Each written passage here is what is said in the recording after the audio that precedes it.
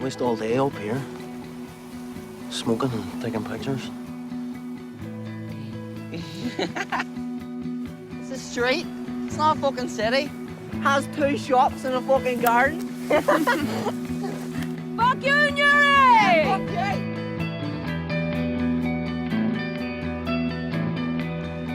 How much would you give me to stick my head in the tank? I wouldn't do it.